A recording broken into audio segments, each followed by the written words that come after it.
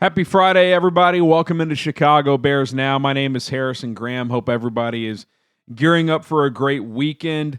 Mine's off to a bit of a rocky start. Wife woke up with flu. We're supposed to be packing the house this weekend.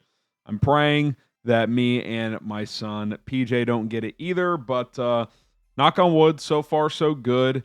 And while she's resting before I go pick up my son from daycare, I'm going to bring you guys some news here on a Friday as the Bears get good news and bad news on the injury front. We'll take a look at both Chicago and Green Bay's final injury reports. But if you want to support this program, want to support the show, whether I'm in the studio, whether I'm at home, I'm bringing you guys content every single day. We've got our week-long subscriber battle going on with our Packers Report YouTube channel. So hit that sub button. Go check out our joint preview that we put out on the channel earlier today with our Packers host Joey Peterson.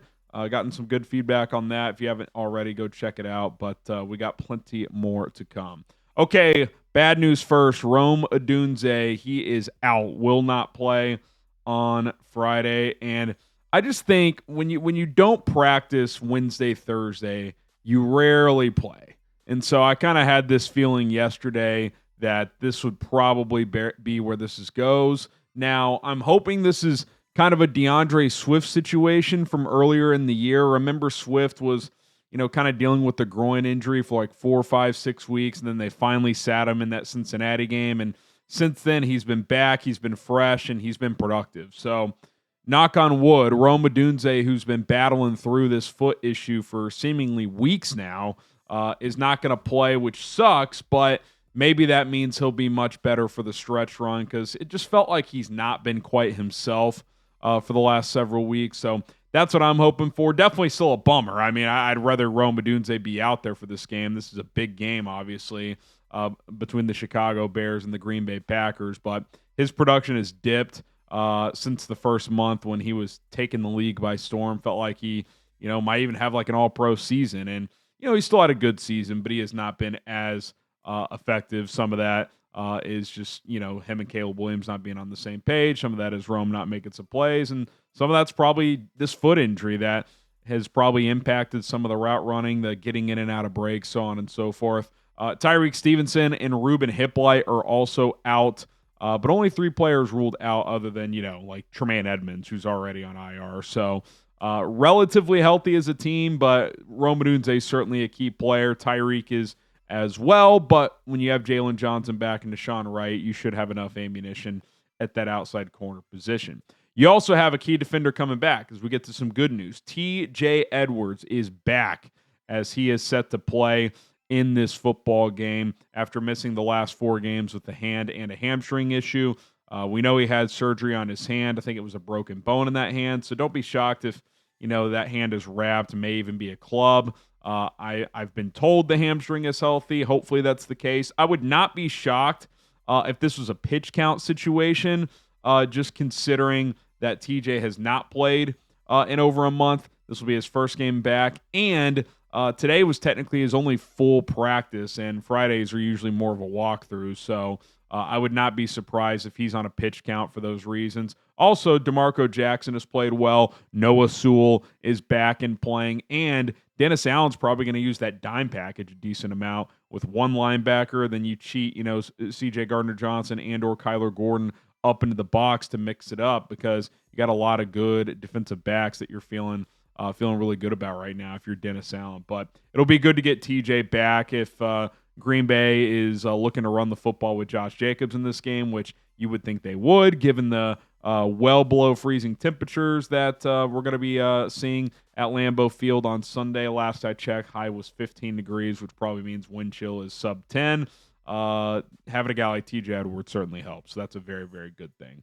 All right, we'll get to some Packers injury stuff in just a moment, but first, I want to tell you guys about today's awesome sponsor. That is PrizePicks. Head over to prizepicks.com/CLNS to download the best daily fantasy sports app today.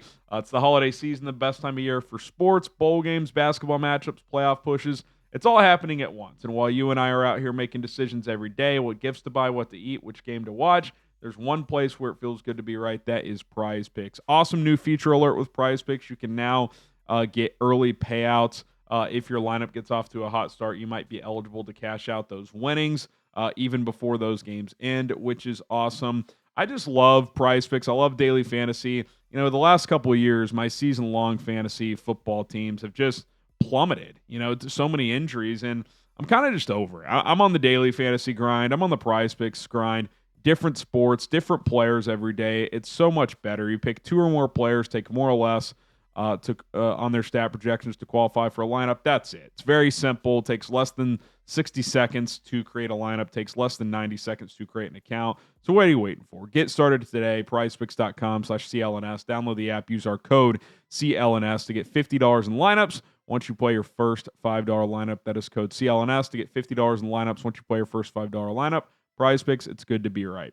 Okay, before we get to Green Bay, just real quick, couple other key cogs. I mentioned Noah Sewell going to be back. Both Andrew Billings and Dominique Robinson do not have game designation, so they are out of the concussion protocol, and that's big. You want as many front 7 players as you can have in a game like this, NFC North, old school type of feel with the physicality I'm expecting to see on both sides of the ball. So that is certainly a good thing, especially for Billings. I mean, he's going to be critical in slowing down the run. So that is definitely a very, very good thing. Let's flip over to Green Bay now. Savion Williams, Lukas Van Ness are out. So are Marshawn Lloyd and Colin Oliver. They're still on short-term IR. They will not be activated. DeVonte Wyatt's heading to IR. Matt LaFleur said he is out for the season. So some key cogs there, especially Van Ness and obviously DeVonte Wyatt. Savion Williams hasn't done a ton, but a dangerous player on special teams. So certainly notable that he is out. And Colin Oliver's a depth piece, but with Van Ness out, they're relatively thin at that edge position. So that is certainly notable and noteworthy.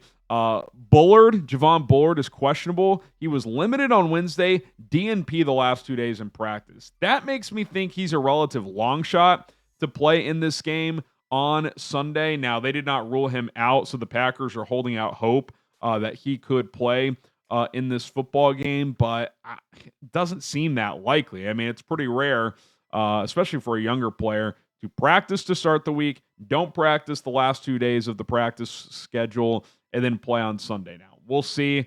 Maybe the Packers put him through a warm-up and a workout before the game on Sunday, and if he checks out, he'll give it a go. But if he's out, it's a big deal. He's a versatile nickel in that defense for Jeff Hafley, one of the chess pieces that he likes moving around. So I definitely think that is a notable loss if he can't play. So we'll continue to monitor that situation. Jaden Reed, also questionable. He is still on short-term IR, has not played since week 2 when he broke that collarbone. Matt LaFleur said, quote, "I hope so." When asked if Jaden Reed will play, said he still needs final medical clearance to be activated. Now, with DeVonte Wyatt going to IR, that would be the roster maneuver, you would think, to make room for Jaden Reed, so they're not going to have to make some random cut. You would think he would just take Wyatt's spot on the roster, but I think they're waiting and seeing if Reed is going to be able to return. Do they hold him out another week just because of the weather elements? Does it make more sense for Green Bay to do that? Maybe. We'll have to wait and see. And then also questionable, Matt Golden with a wrist injury, cornerback Nate Hobbs, and then edge Brenton Cox Jr. He is on short-term IR in his practice window. So if he were to get activated, they would have to potentially open up a roster spot, depending on if Jaden Reed were to get activated as well. If they both got activated, they'd have to create one spot because we know DeVonte Wyatt's going to create one, but they would have to create one more. All right, that is going to do it for this episode of Chicago Bears Now. Appreciate everybody for tuning in. If anything major happens tomorrow, we will have it covered, at least with the YouTube short. I got a lot of stuff to do around the house and getting our house ready to go as we are moving. So I will try to have you guys covered if something happens. We do have other videos planned and ready on the channel for you guys, so be on the lookout for that. Hit that subscribe button. Get the FGBs in the comments all day long, all week long. I've been seeing you guys DM them to me. You guys know the motto. I greatly, greatly appreciate it. My name is Harrison Graham. Enjoy your weekend. Enjoy the college football. And, of course, we'll be live in studio on Sunday, 2 o'clock Central Time. Be there or be square. Let's beat those damn Packers. Bear down.